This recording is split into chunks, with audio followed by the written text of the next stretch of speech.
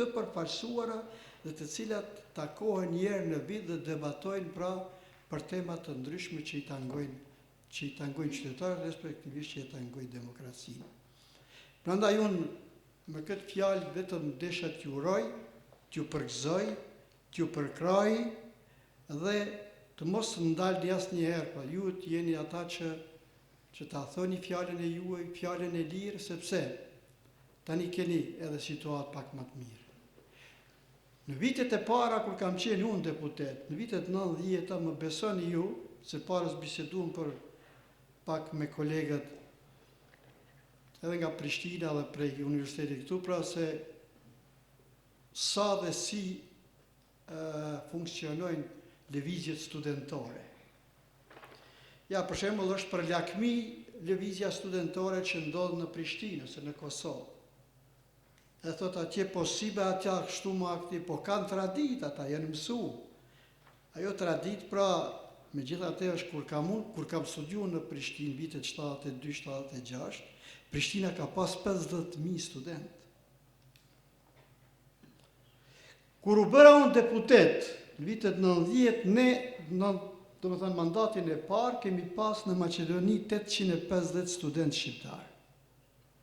Disa studionin në Prishtinë në studimet paralele, në atë sistemin paralel, ndonjë në Tiranë, dhe mere me vetë, me mendë se sa kemi pas mundësi të kemi përkraje, po ndoshta edhe kritik nga studentët me atë kapacitet. Sot, nëse nuk mashtrohen, profesori i nderuar, ndoshta e din, po sigurisht që kemi më shumë se 20.000 student, ndoshta 25.000. Të kesh 25.000 student, dhe të kesh rinije cila në vete pra e ka dhe atë akademiken dhe atë rinoren, është ndim shumë e madhe edhe për politikën. Është shumë e madhe, sepse edhe ata që janë qeveri, dhe ata që janë në opozit, në qoftë se shoj një rini në ndonjë protest prej 10.000 vetësh, të gjitha ata pra do të ndalën dhe do të kujtohen. Dhe në fund po e mbaroj, tek e fundit, lëvizjet studentore s'ka mund të me ndalë. As Titoja, as Miloševiqi. Në me thanë, dhe këto lëvizje studentore në qoftë se organizohen mirë dhe nuk bëhen instrumente pra të partive politike, besoni se do t'i bëjnë shumë mirë, do t'a bëjnë pra shoqërinë shqiptare shumë më të shëndetshme. Edhe në këtë mënyrë pra neve do të hyjmë në konkurrencë të shoqërisë civile, pra e cila tani ka avancuar shumë edhe në Europë edhe kudo, po edhe në Maqedoni, dhe do të konkurrojmë pra si organizata jo qeveritare me të tjerët për të ndihmuar, për të zhvilluar demokracinë, po edhe për të avancuar edhe çështjen tonë. Ju falenderoj për vëmendje.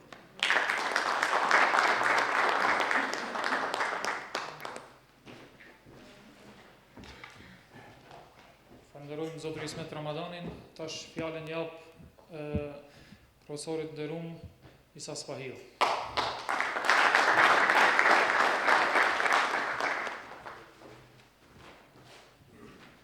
Mirë ditë të gjithëve. Pas fjalëve të Zotërit Ramadanit, nuk mbetet shumë për të thënë, por do t'i kisha lutur të gjithë të rinjt që të veprojnë, të pavarur, mos frikojnë në lëvizjet e tyre, mos frikojnë asnjëherë për mendimet e tyre dhe të shprehen lirshëm. Gjithashtu do ta kisha lutur edhe kryetarin kryeziu që të mundohet mos instrumentalizohet asnjëherë, por të veprojë kështu në këtë formë deri në fund, të shkojë deri në fund si lëvizje apolitike për të korrigjuar çdo herë politikën, qoftë ato në bllokun tonë, gjithashtu edhe në bllokun Maqedonas. Ju dëshiroj punë të mbarë. Faleminderit edhe juve.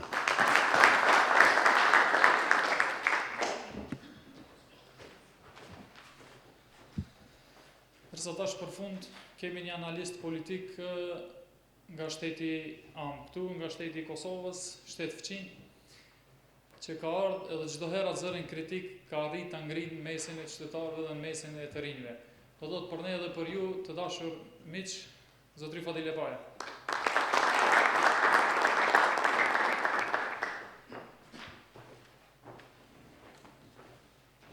Jam I privilegjuar, që sot me sysh,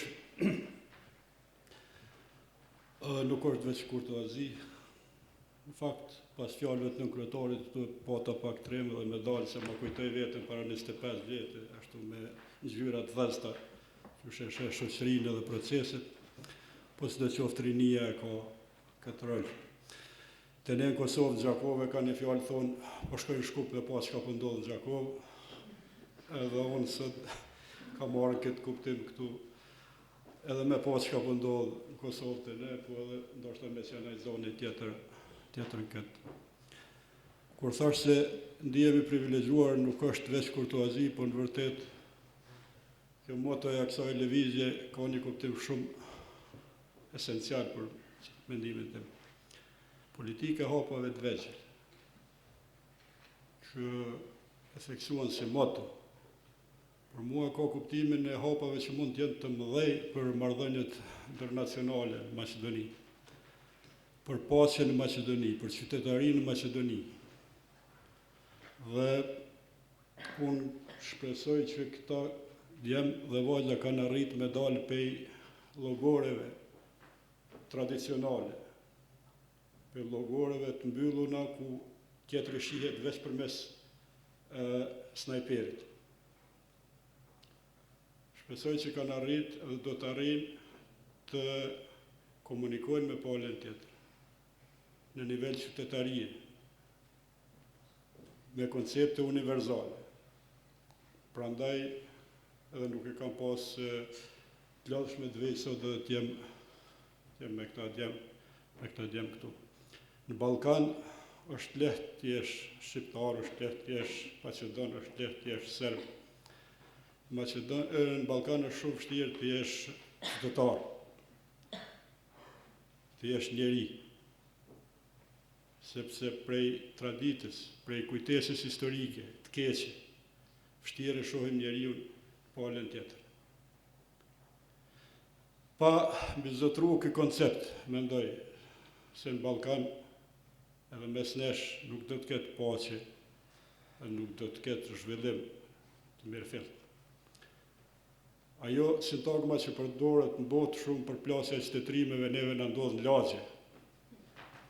Neve na ndodh në ndërtesë, ku një kat është me të ju për shembull me shqiptar, maqedon dhe të tjerë.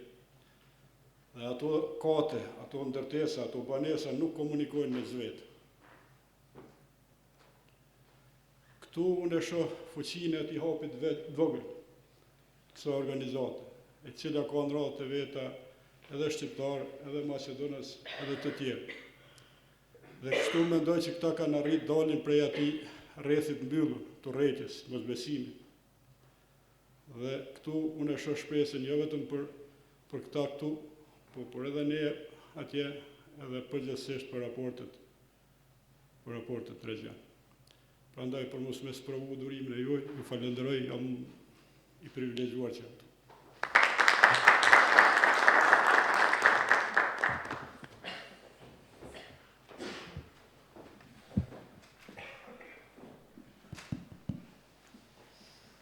Faleminderit shumë. Atëherë pas e kam këtu zotëri Spahiun më afër, desha t'ju pyes zotëri Spahiu, kemi përgatitur ne si organizat disa pyetje që do t'ju drejtohemi panelistëve tanë. Jeni një gjatë kohë, do thotë duke I ndjek zhvillimet, sidomos tek të rinjët. Jeni profesor universitar, jeni në mes të rinjve, mirë po keni qenë edhe drejt për drejt I kyçën edhe nëpër sektore civile, zhvillimet e tyre. Mund të na bëni një përshkrim, do thotë si fillim, se ku kanë qenë atëherë dhe si janë tash?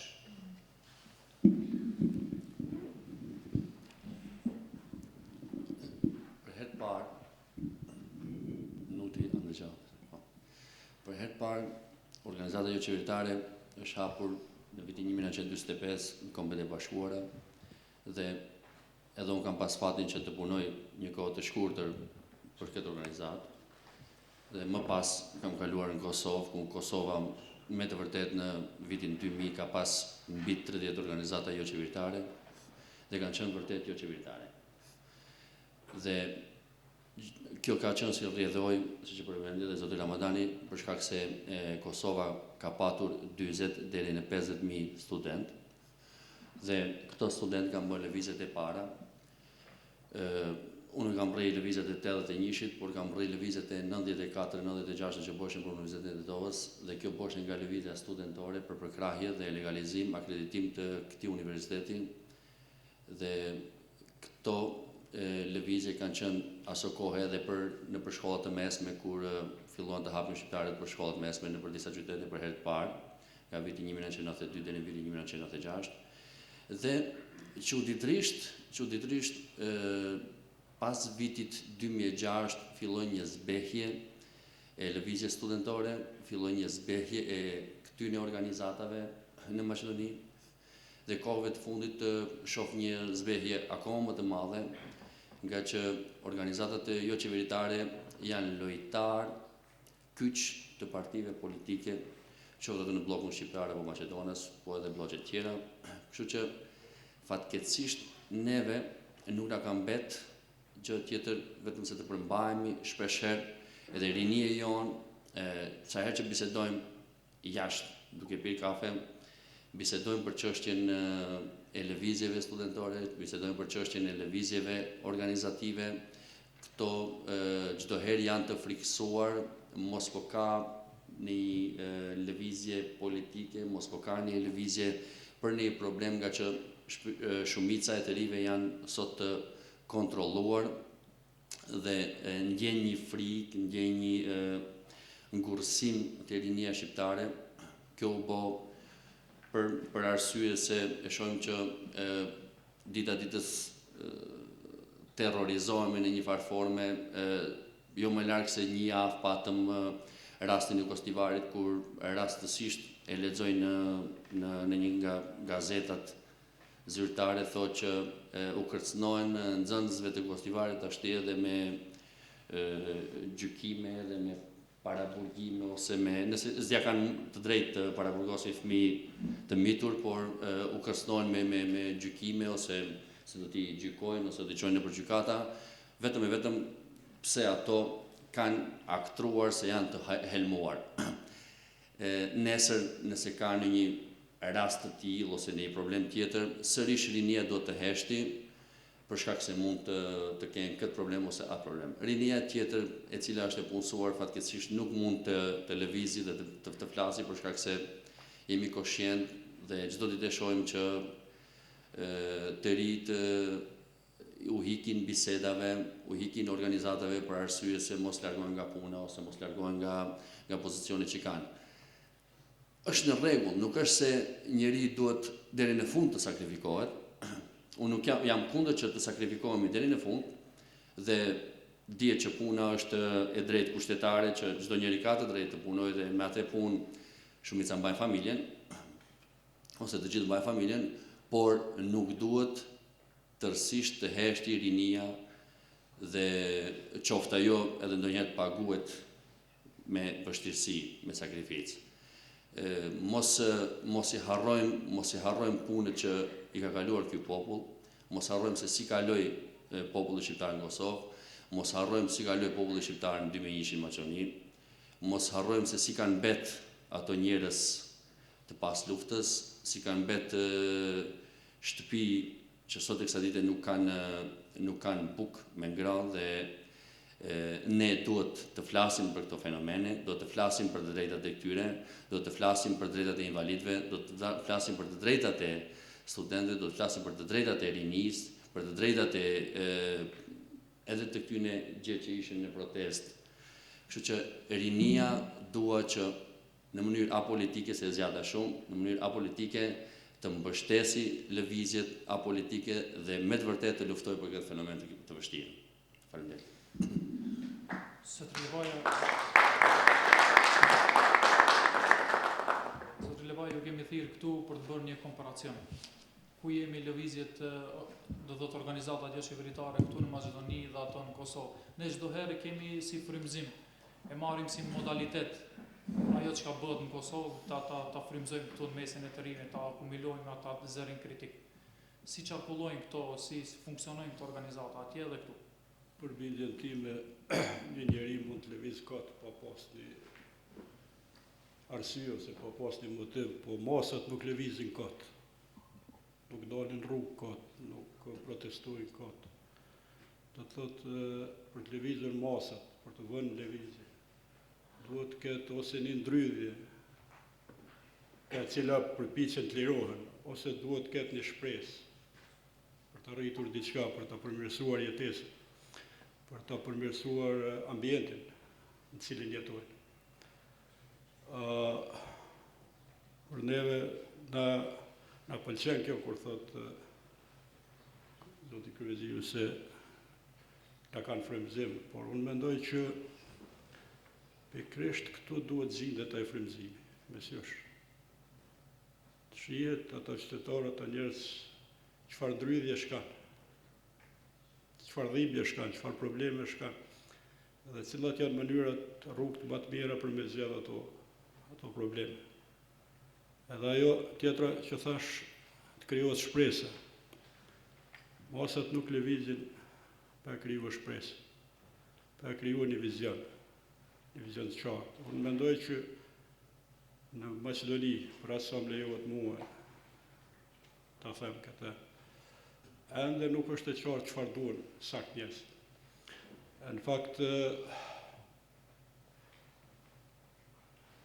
ka pak njerëz që ndrojnë një Maqedoni qytetare, të gjithë kishin me jetue në një qytetari në drejtat barabarta. Grupet etnike ndrojnë diçka tjetër, me gryë thellë në ndijen e tyre, në shpirtin e tyre, shumë do të dëshironin që palën tjetër ta largojnë dikun tjetër, edhe vetë është shtrihen, zgjanohen në hapësirën që mbetet. Por është e pamundur. Ju gjithë e keni pa në Kosovë se si e lëshuam Kosovën për 2 javë ditë. Kjo ishte ajo ëndra e serbëve fshehur brenda tyne me shekuj, me pastru Kosovën për shqiptarë. Por kjo hasit në rezistencë, jo aq nga ne, sa nga krejt botë. Kjo është ajo që ne këtë ëndër duhet të heqim prej vetvetes. Ëndrën që Shkupi ose Maqedonia tjetë pa Maqedon. Po flas për ne, shqiptarë. Po dhe Maqedon duhet të heqin ëndrën e tyre që Maqedonia është veç e tyre. Duhet të heqin përfundimisht prej vetvetes, se askush në botë, po as qytetaria e vetë përgjithësi nuk e përkrohen këtë ëndër. Kuptimin racional, nivelin racional. Është diçka që e rrezikshme, është diçka që e koll këtë vend edhe koll Ballkan. Dhe nga luftrat, nga konfliktet e këtyre për masave nuk ka dobi askush, nuk kemi dobi as ne. Tash ku është rinia? Si ta vëmë rinin lëvizje? Po ne asnjëri nga ne nuk e ndezim veturën për e ditë se ku po dojmë shku. Ku po dojmë shku dhe për çka? Mendoj se këtu duhet punohet në këtë vizionin e përbashkët. Duhet të ketë një fotografi asaj që ka dojmë me arrit. Edhe unë mendoj që kjo mund të arrihet vetëm përmes komunikimit. Do shta fillimisht mes nesh, po pastaj edhe me palën tjetër, se shqiptarët e Maqedonasit janë faktorë që ose do të ndërtojnë këtë vend, ose do të shkatrojnë këtë vend. Dhe këtu shpresoj që do të tri, që unë i kam pa shumë paragjykime, gjithë i kemi paragjykime tona, prandaj dhe i kam përkrojnë mjaft raste edhe me përkrojnë time modeste, me mundësitë e mia modeste, që të ndërtohet kjo fotografi, kjo vizion, e asaj që ka dëshirohet me mri këtu. Dhe kur njerëzit të shohin shpresë, kur njerëzit të shohin kuptimin, kur njerëzit të shohin arsyen, unë jam shumë i bindur që ata do të lëvizin. Zoti Ramadani, jeni gjatë kohë do të thotë në zhvillimet politike. Çdo herë ajo pyetja që parashtrohet mesin e të rinjve është se pse politika po ndërhyn te ajo qet. Cili është interesi, a vërtet po ndërhyn apo ne jemi të verbër dhe ashtu vetëm pishojmë gjana? Na bëni një rezime të lutem. Si ka funksionuar politika në drejtim në korelacion me në organizatat e qeveritare. Politika, unë po ju flas pak edhe nga përvoja dhe nga... Politika gjithmonë ka tentu dhe tenton, pra, që të ndërhyjë në format të ndryshme, pra edhe në organizatat qeveritare, edhe në për universitete, edhe në për institucione tjera të pavarura. Mirë po, është interesant se të ne duhet bëjmë edhe një retrospektiv. Sa më shumë që shqiptarët ingranohen në mënyrë aktive në për institucionet e shtetit, pra në institucionet të ndryshme, bie ai vrulli jashtë institucional i veprimeve. Për shembull, ju kujtohet në vitet 90 e kishte shumë më shumë dhe më shpesh demonstrata dhe protesta. Edhe pse shqiptarët kishin përfaqësues, pra, atëherë PPD-n e atëhershme në qeveri. Mirë po, ishin çështjet shqiptare në fillim dhe duheshte pra të absolvohen në një mënyrë. Pse kishte protesta dhe demonstratat, edhe të organizuara edhe nga organizatat jo qeveritare dhe bile ndonjëherë edhe nga vetë partitë politike. Bile ndonjëherë edhe nga partia në pushtet organizoheshin protesta dhe demonstrata. E mbanin mend. Për shembull, duheshte të organizohet demonstrat ose protest për zyrtarizimin, fillimin dhe zyrtarizimin e Universitetit të Tetovës. Sot Universiteti i Tetovës është i zyrtarizuar dhe funksionon si i zyrtarizuar dhe mos ka nevojë për demonstrat dhe për protest. Po mund protestohet tani në formë tjetër për studimet cilësore, për funksionimet cilësor të universitetit, por nuk janë aq motivuese këto thirrje për demonstrim, se sa ajo për themelim dhe për zyrtarizim të Universitetit e Tetovës. Pastaj kishim demonstrata ose protesta, për shembull, nëse ju kujtohet një protestë shumë e madhe atëherë në shesh të Shkupit, NATO në Kosovë. Shumë herë pra kemi organizuar bashkë edhe partitë politike edhe organizatat jo qeveritare me moto NATO në Kosovë. Dhe kur e thritnim ne atëherë popullatën, qoftë rinia, po të gjitha moshave, ejani se do të protestojmë, do të demonstrojmë për të hyjë NATO në Kosovë, Siria ishte magnet. Më thanë, gjithë popullata, të gjitha moshave dhe në shesh të Shkupit ne mbajmë mend pra demonstrata, protesta të cilat kanë qenë mbi 50.000, 60.000 qytetarë. Të kyçura kuptohet aty edhe organizatat jo qeveritare. Shumë çështje, si e thash pak më parë, me pjesëmarrjen në institucione, sa po rritet pra pjesëmarrja në institucione, bie ky vrull dhe ky motivim. Mirë po, ne duhet ta ndryshojmë, rinia sidomos, duhet ta ndryshojmë edhe definicionin për patriotizëm dhe nacionalizëm tani. Pse ndryshojmë? Se sot rinia ka në dorë atë iPhone, çka I thoni ju të rinj? Edhe tërkohën, unë e shoh atë djalin tim Visarin, puni foljaj, ku me di ku ka shku. Do të thonë, botën e keni në një dorë. Dhe tash, nuk është patriotizmi dhe nacionalizmi me definicion të një kohe më të hershme. Tani ka ndryshu.